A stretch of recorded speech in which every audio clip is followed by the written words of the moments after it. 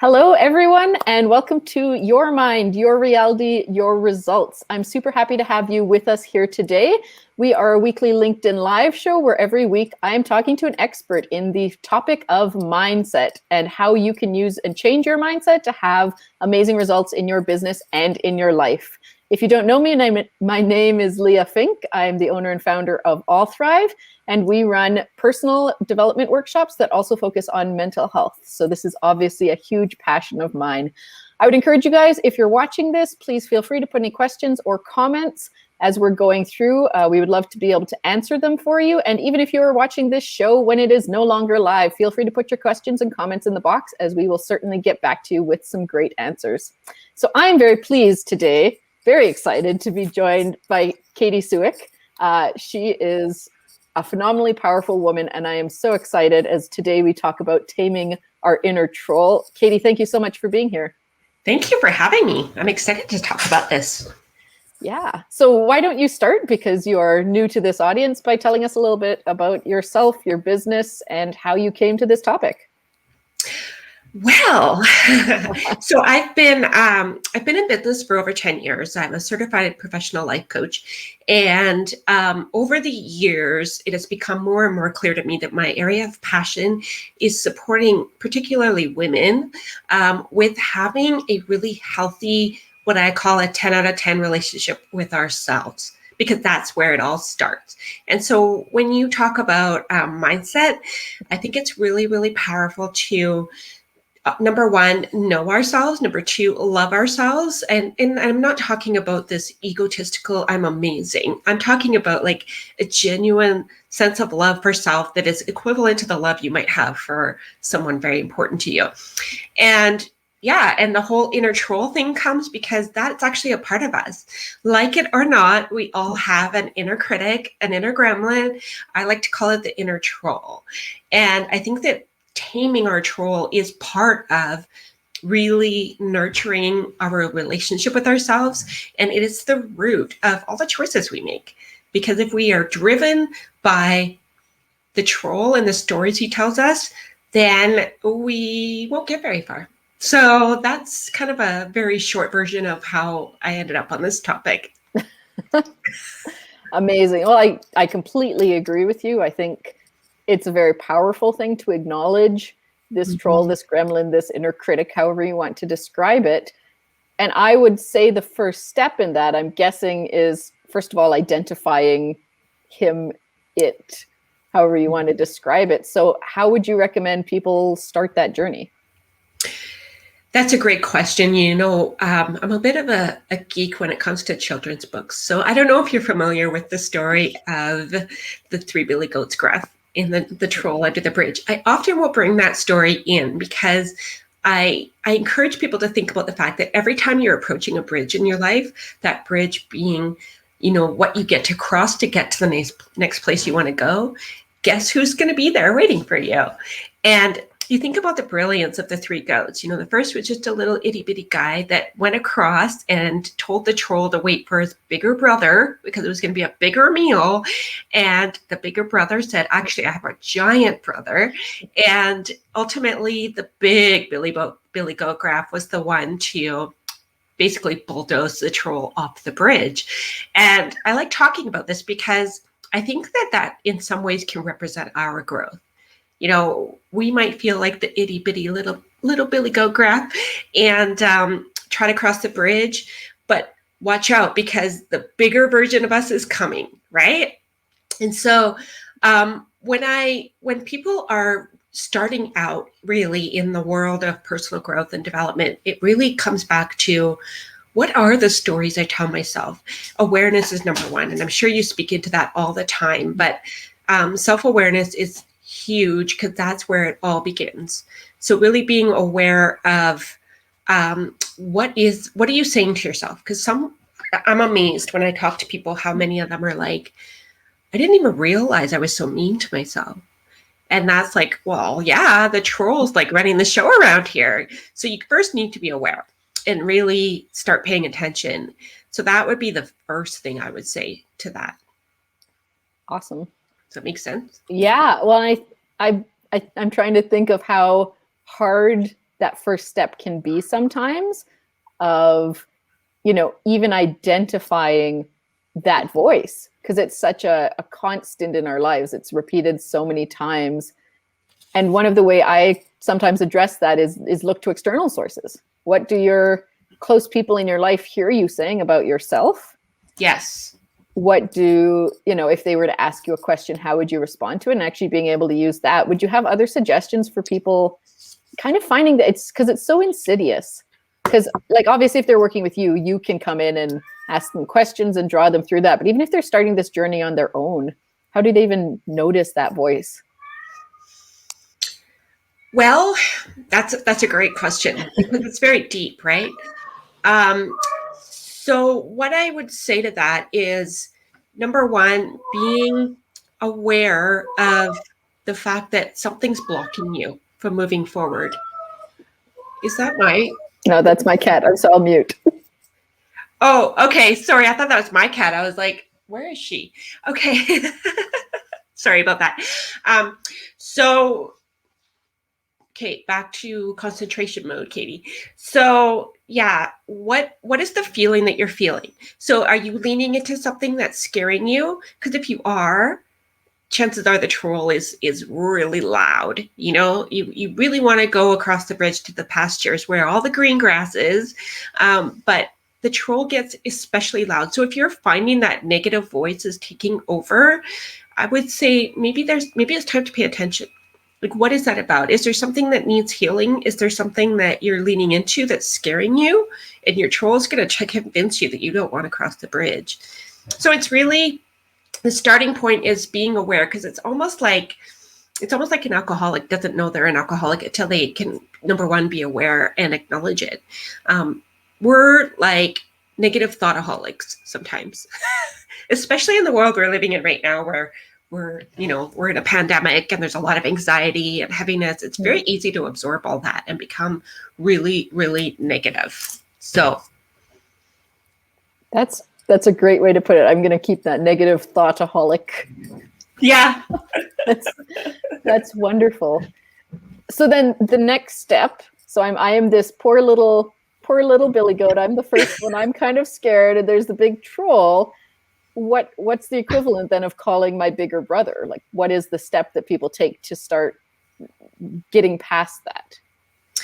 So what I would say to that is that we have to, number one, say, I like to think of it like this. The troll thinks he's the boss, but the reality is he's not the boss. So you get to step into the role of CEO, even if it feels awkward and weird, like you're lying to yourself, right? But until you can first make that shift to be like, wait a second, I'm in charge. Your troll's not going anywhere, by the way. And this is something that I tell people over and over again, that your troll is with you for the rest of your life, like it or not. So it's not about getting rid of him. I mean, the biggest billy goat graph knocked him over the bridge, but they don't say that it killed him. He's probably just under there licking his wounds, and then he's going to come back. So what I would say is stepping up into CEO role and saying, hey, I respect and I appreciate that you're there for me to protect me, because that's really what fear is. And it's our bodies naturally want to protect us. Our brain goes into fear, fight, flight, or fright mode, whatever those are. So what I would say to that is that step one, going from the little itty bitty goat graph to stepping up bigger, and you will get stronger over time. And sometimes you have to borrow the belief of someone else until you have enough for yourself. But you have to be willing to confront the troll and put him in his place. Does that answer your question? It definitely does. And really that can sometimes be the hardest step for people. And I especially love your reframe, because I do think a lot of the over positivity of the world, sometimes people trying to be very helpful do say, you can get rid of the troll. And I personally, I believe that it's not that you get rid of the troll. I think, unfortunately, it's you get a troll further under the bridge. And he's maybe a little quieter at first. And now you have to realize, okay, great, I got past the first troll. And now the troll is even more sneaky and insidious. Now it's like a deeper message from either a deeper trauma or a deeper negative thing that you tend to say about yourself. And then that's have to go through this whole process again of moving from little Billy Goat to bigger Billy Goat. Totally. And you're right. I feel like he sits under there and plots. Okay, she outsmarted me. So, what can I come up with now? So as we get stronger and as we go for the bigger bridges, we find bigger trolls. And so it's really about strengthening on the inside and focusing again. Like, this is where we really talk about building that relationship with yourself. I mean, if you have a child and you nurture your child, you want them to build the confidence, you want them to be independent, you want them to be all these things. It's the same principle to us. We get to nurture us and really strengthen us from the inside out so that we're better equipped to handle the troll when he's out of control. That makes sense. No, that definitely does. And I would call that, building your mental resilience. And I think that's also a huge protective factor in mental health, right? How are you understanding yourself, embracing, learning those skills? I think that's a whole other topic about skill development. Is actually, it's not just think about it, be aware, and poof, it's done. It's an active practice. And one of the things that you mentioned, which I'm wondering if you have any tips for people, is this idea of maybe sometimes it starts externally in terms of changing the narrative mentally. And I know, I've had previous partners and friends who have been really good boosters and saying like, oh, you're amazing. And it obviously isn't the whole solution. You still need that relationship with self, but it helps. And so once again, would you have any ideas for people who are looking for those people in their life and wondering who to turn to, or what they could ask people, maybe if they're aware, like, I have a troll, I feel like I need a little extra help getting past it? Absolutely. How Katy, you're my friend, how do you help me with this kind of thing? The first thing I would say to that is definitely reaching out to loved ones for support is wonderful and healthy. At the same token, though, I would highly suggest reaching out to someone who can be 100% objective, who can see you from the lens of someone who doesn't have all the layers of history wrapped around it, So if you were to come to me and you have a tendency to, not that I'm saying you do this, but say you're like this chronic procrastinator and you constantly sabotage yourself, and I'm just, I'm a friend of yours and I've seen this happen over and over and over again, I'm not going to have the objective and fresh perspective of someone who hasn't seen that, but actually can see a belief you might have, or how the troll has convinced you of something that's keeping you in that pattern, and address that piece, not say that you're lazy or you procrastinate. So that's the thing about having relationships with people we care about, that they're absolutely important. But when it comes to really seeing it for what it is, sometimes objective is best. So I would say there's obviously people like yourself, there's mental health counselors, there's coaches, there's mentors, there's, if you recognize what your troll is like and you see someone who's had a similar troll, all the more reason to reach out to them and find out how they manage to navigate that. That makes sense.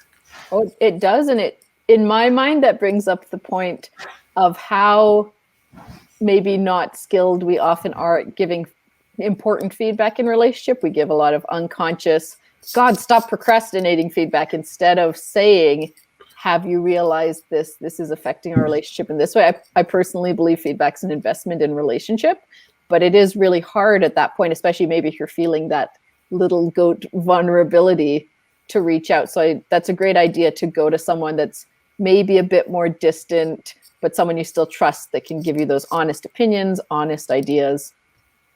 Yeah. And they have nothing to lose. I mean, if I didn't know you and you hired me, or even if you reached out to me for support in any capacity, it's not like we're best friends. And if I give you feedback, you're going to be like, ew, I don't like you, and run away, and I'm going to be devastated. It's more like, okay, I guess I wasn't the person for you. So yeah, it's way less risky that way too. Yeah. You don't need to quite be so attached to taking the disagreement as some sort of rejection of self. It's just, it's a more casual relationship. Totally. Okay, so we've got these couple ideas. We're starting to cross the bridge. We've got some personal support from our loved ones.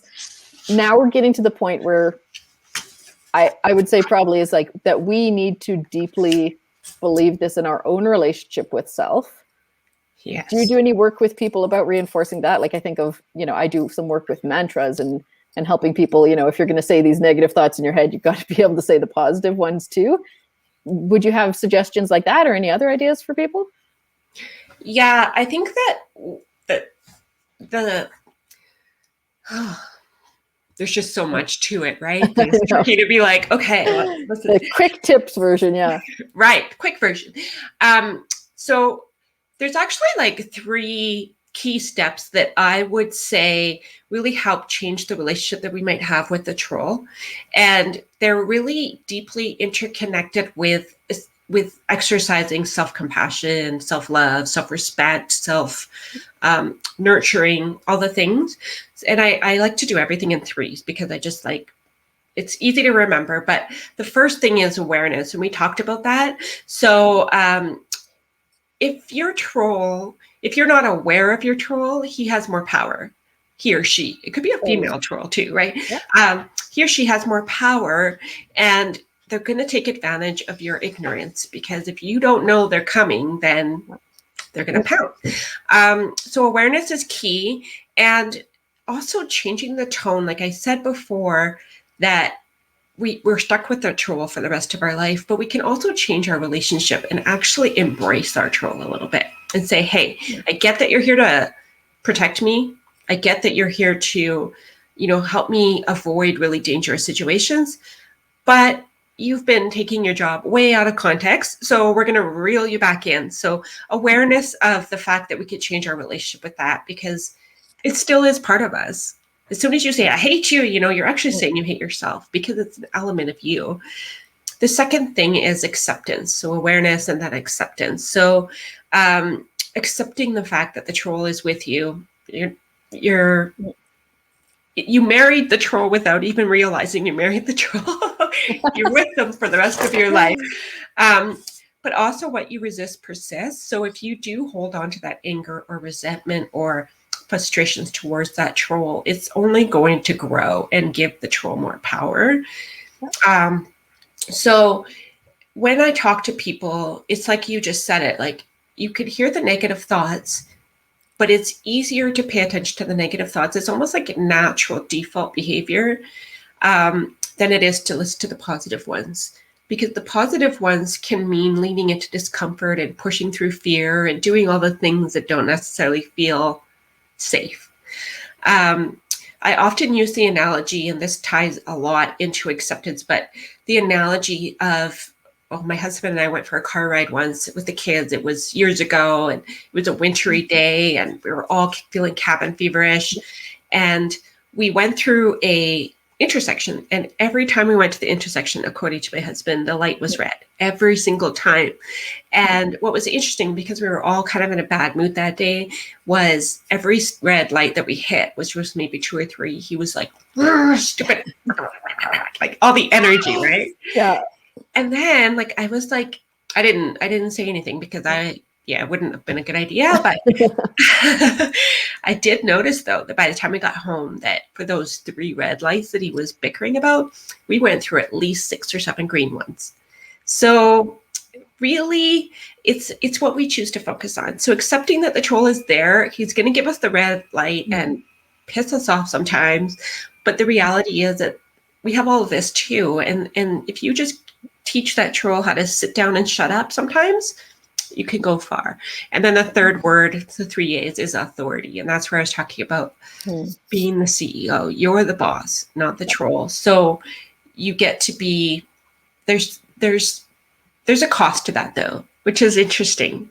So it means that if you're going to be the boss, it means you get to be fully responsible, which means you got to take ownership for your own choices, if you know what I mean. Yep. It means being courageous, because you get to cross the bridge.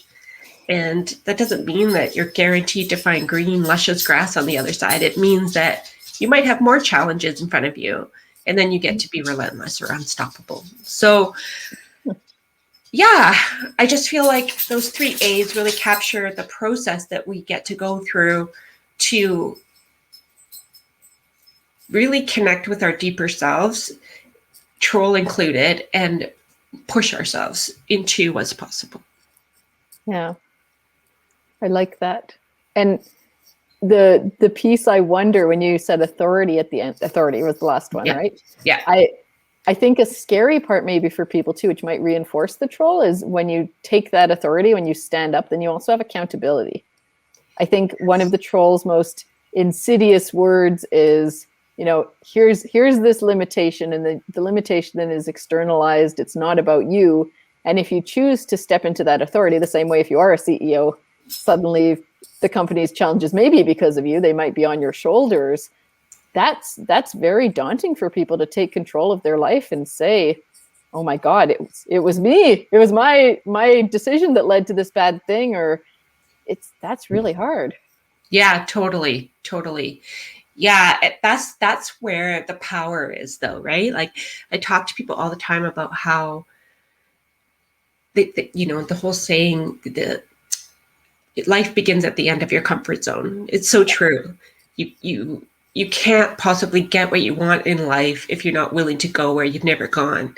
So it's that constant pushing yourself. And I know every time I push myself, the troll is just like, oh, hi, remember me? And I'm like, oh my God.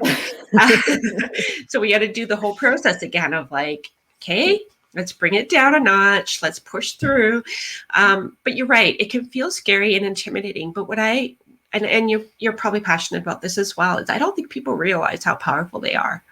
Like, really, if we were in complete full ownership and we were 100% responsible and we were accountable, we could move mountains, right?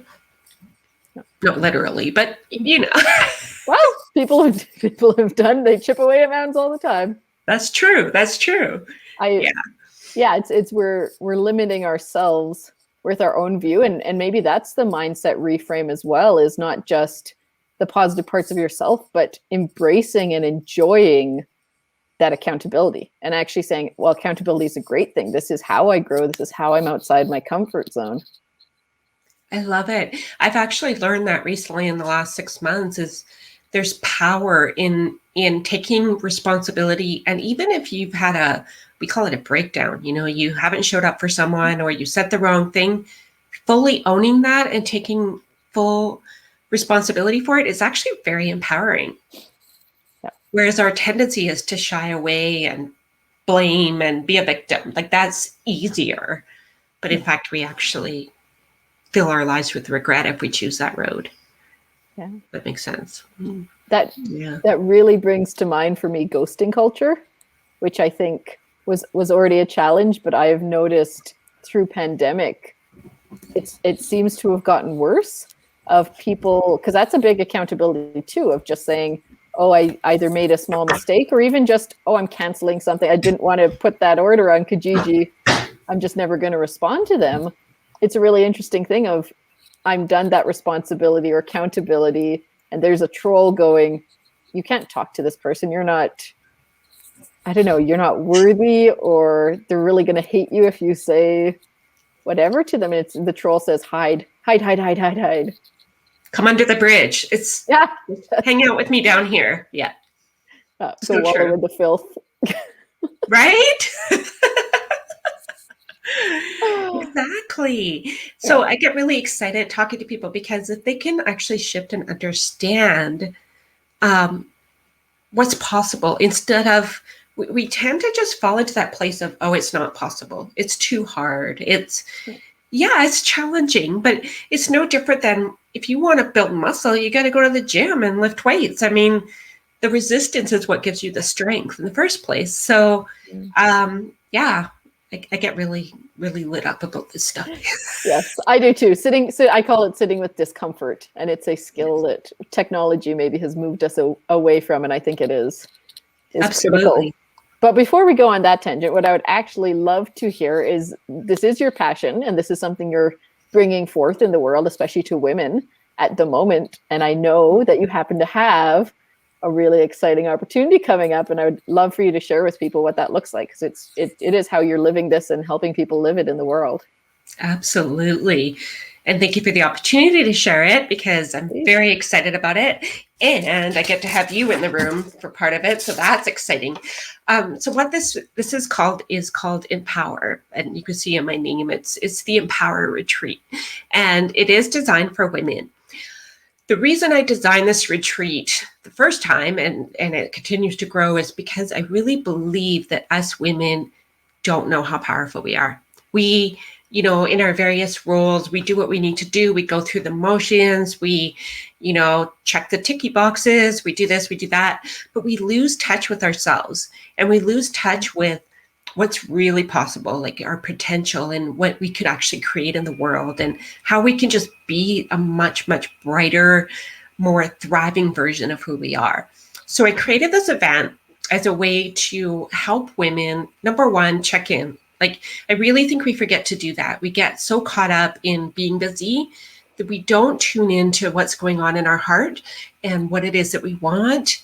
I'm amazed how many times I ask people, what do you even want? They're like, I don't know. What's your vision? I don't know. So this is an opportunity to just get back to your heart, get clear about what you're wanting in your life. And then we're going to talk about how to create that. And that comes with a lot of inner work, mindset being a huge component. And I have people that are going to be speaking to the various aspects. I have, myself, we're going to be really talking about how to move from that, lack of awareness, almost victim-y role. It's not that people choose that on purpose. It's just that if you don't know what you don't know, it's very easy to become a victim and not take full ownership. So I'm going to spend a lot of time really setting the stage on that. And then I have speakers coming in like yourself to really address relationships. I think that's such a huge component, and really supporting the women in the room in building a relationship with themselves, and then have someone like you really speak it to how to take that outside of themselves. I have someone coming in to talk about money mindset. I have someone talking about health and how it applies to personal growth, because I think we tend to think of health as something separate. But I have someone who's so passionate about bringing it together that I'm super excited. Can you tell? No, it's subtle. It's very subtle. Not at all. And then I have someone coming in to talk about mental health and just letting go of shame and moving into really embracing who we are and what we want to create in the world. So yeah, it's a 2-day event happening on Friday, June the 4th from 9:30 to 4, and Saturday, June the 5th from 10 to 3. It's all virtual, obviously, given the world we're living in. And it's going to be fun. This is all Pacific Standard Time, by the way. So I realize you're in Alberta, so it'll be different for you. But the name of the game for me is I just want to empower women to step into their power. And from the event to go forth and just be alive, like really alive, not just humdrum robotic existence, but thrive, like in your title. I want them to thrive, So that's the event. And it is the investment that women get to make in themselves is $197 for the entire thing. That's amazing.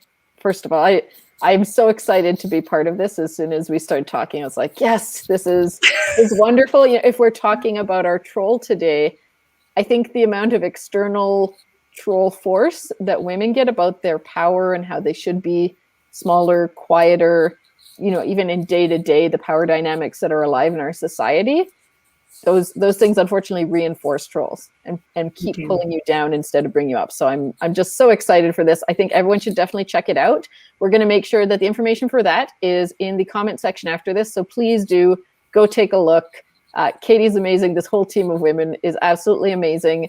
And we'll also have Katy's contact information. So if you have any questions for her, particularly about her work in coaching, you can feel free to reach out. And like I said, if you're watching this not live, feel free to put your questions and comments in the chat and we can get back to you that way too.